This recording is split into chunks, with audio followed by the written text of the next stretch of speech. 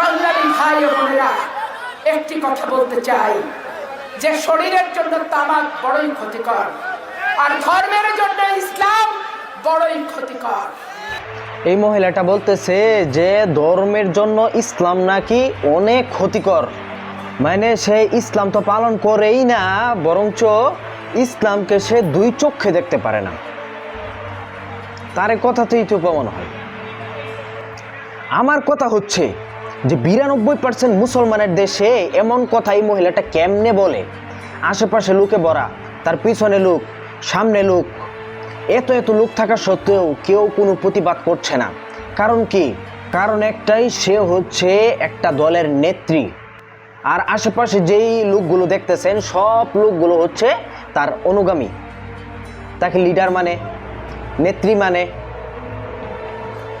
তো এখন আমাদের বের করার পালা, সে কোন দলের নেত্রী হইয়া সে এত বড় কথা বলার সে সাহস পেয়েছে। চলেন একটু বিশ্লেষণ করি।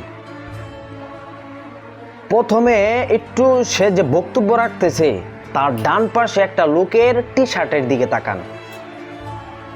ওই ডান পাশের লোকের টি শার্টের দেখেন, টি শার্টের মধ্যে আছে ধানের শীষের লোগো, যেই লোগোটা বিএনপিরা ইউজ করে থাকে।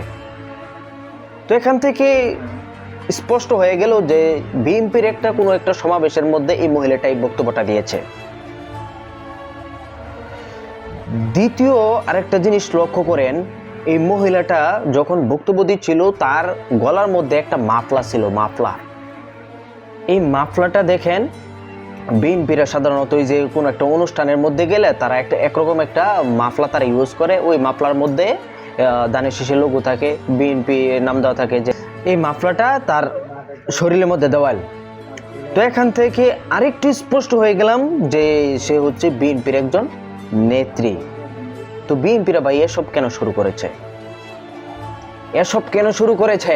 একবার তারা বলে যে ইসলামী শরিয়া আইন আমরা বিশ্বাস করি না। বিভিন্ন সময় বিভিন্ন ধরনের ইসলাম বিরোধী তারা কথা বলে থাকে। এই যে এখন এই যে মহিলাটা বলে ফেললো যে ধর্মের জন্য ইসলাম বড়ই ক্ষতিকর। মানে কি? এই যে হিন্দু বলেন, ধর্ম বলেন, খ্রিস্টান বলেন, এসব সবকিছু ভালো, ধর্মের লাগে ইসলামী সবচেয়ে বেশি ক্ষতিকর, এটাই তো সে বুঝাইতে চাইছে।